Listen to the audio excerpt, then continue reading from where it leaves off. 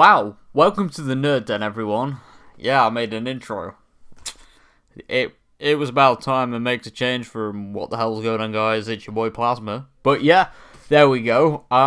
Today I'm going to be doing a little mini review about part 1 for Spyfall. Now, I've already done a video talking about the ending for that episode that revolved around the Master, and I will try not to repeat myself as much regarding that video, obviously, because the ending did weigh a lot on that episode. It was really out of the blue for a cliffhanger. But anyway, I'm going to be talking about the main episode.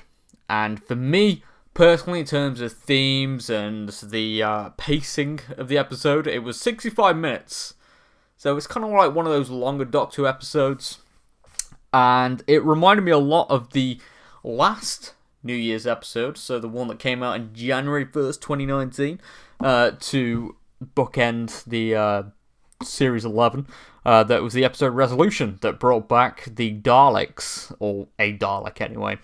That was the reconnaissance variant or something, and it was cool to see Jodie Whittaker fight a Dalek.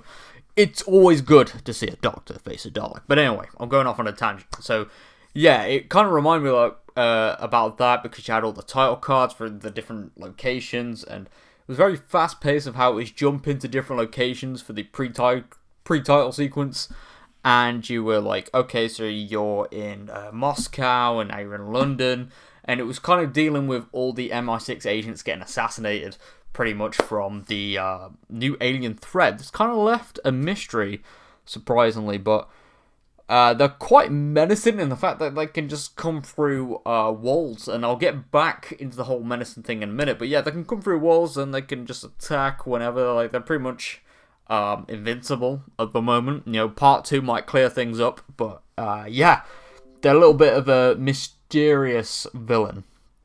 And obviously the Doctor Who team at the moment, you've got 3 companions, and then you've got the Doctor.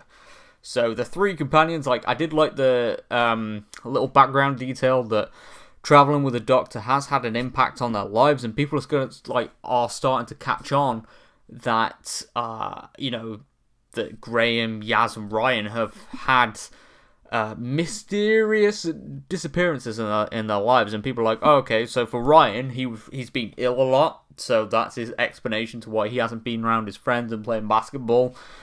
When he's just been travelling off with the Doctor, he's been saying he's been ill. And then with Yaz, it's something to do with a police training that she's trying to use in order to get out of, getting away from, her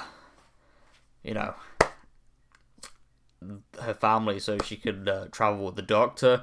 And then with Graham, there wasn't a lot for him, because obviously he's had his treatment for his cancer, and then it relates back to the first episode, and to be honest, the majority of Series 11, with his wife Grace, who died in the first episode. She was his nurse who treated him for that, and I did like the little callbacks and everything towards the last series.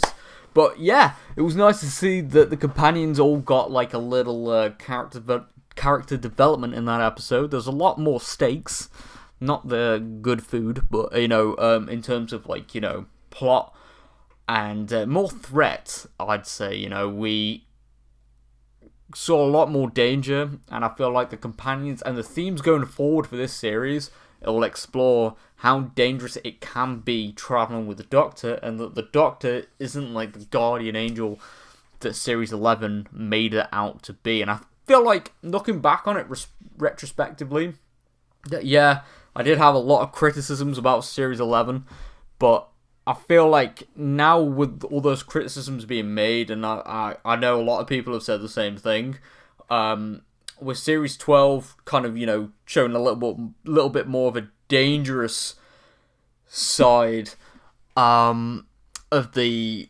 Doctor, and obviously traveling in the TARDIS, it's something new, and I feel like, yeah, I know I'm going off a tangent again. With Series 11, I feel like it may have been done on purpose, perhaps, to show, yeah, traveling with the Doctor's fun. You get to go to fun locations and travel and explore alien planets, and it's just it's like a joyride.